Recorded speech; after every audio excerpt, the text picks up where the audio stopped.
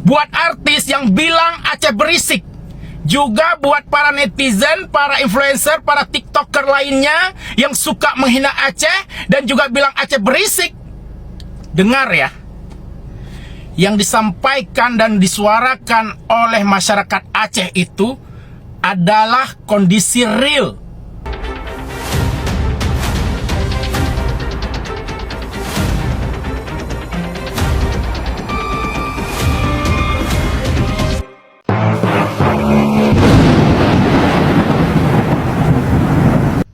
Masih mending kamu didatengin Aceh sama presiden 3 kali. Kita Lumajang, Jember belum didatengin masih. Tapi nggak berisik.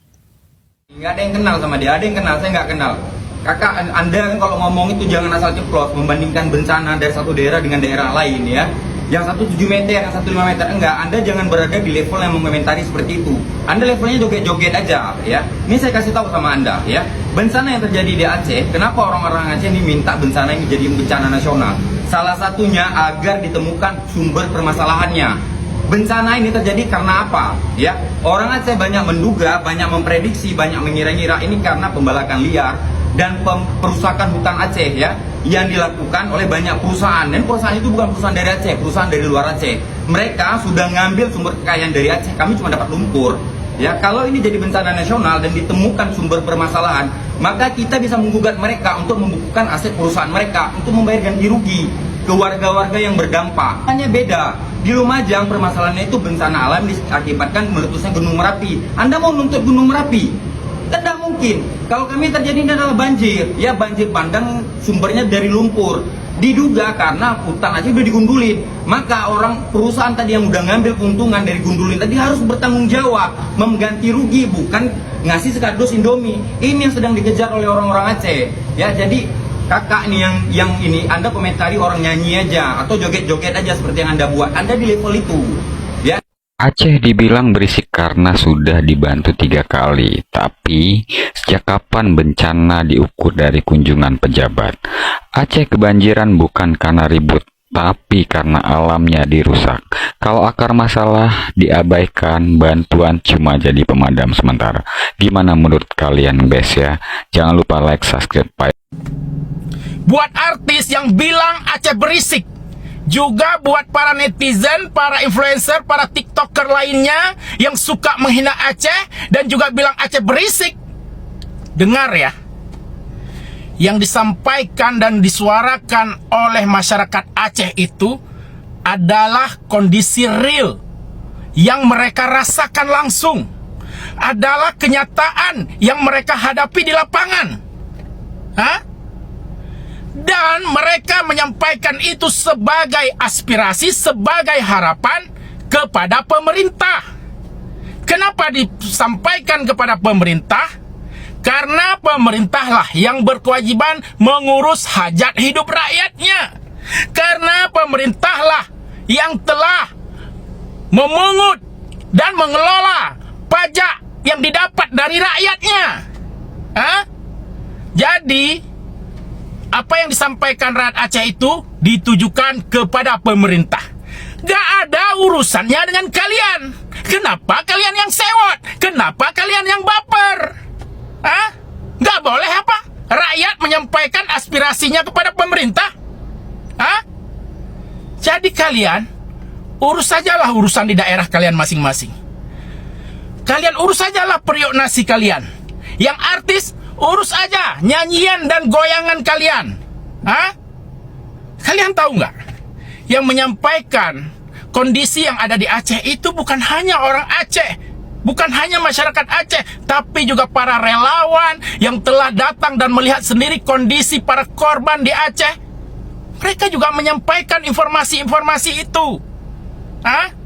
Karena mereka punya ini dan punya ini. Nggak seperti kalian yang hanya punya bacot.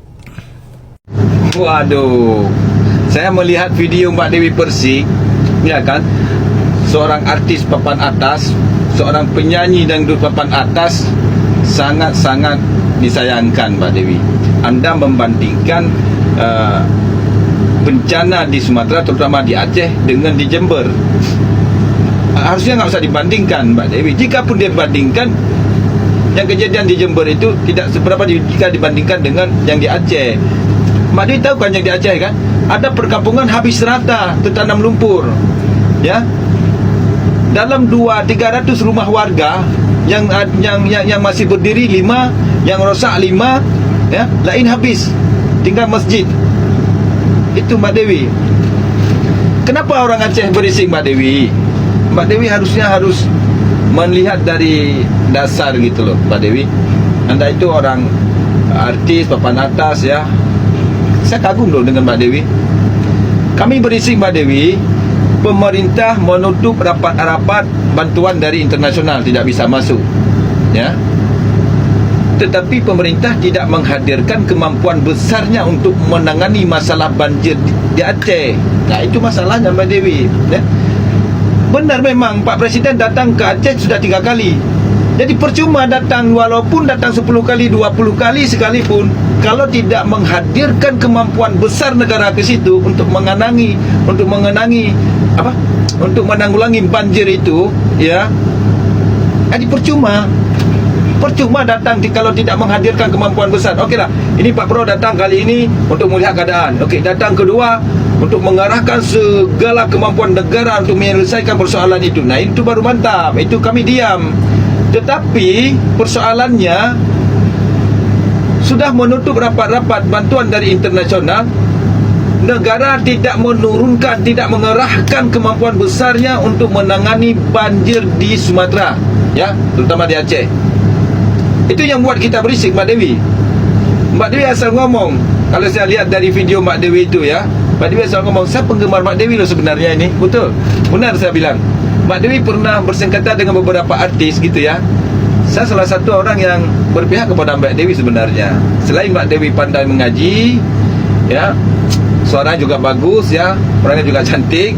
Nah itu, tapi kali ini Mbak Dewi, Anda keliru Mbak Dewi. Serius, keliru besar. Anda tidak melihat kenapa orang Aceh berisik. Yang Anda lihat orang Aceh itu berisik. Anda tidak mau melihat kenapa orang Aceh berisik. Apa masalahnya? Saya baru dengar video dari Dewi Persik yang membandingkan banjir yang ada di Sumatera, Aceh, dengan bencana yang terjadi juga di Jawa.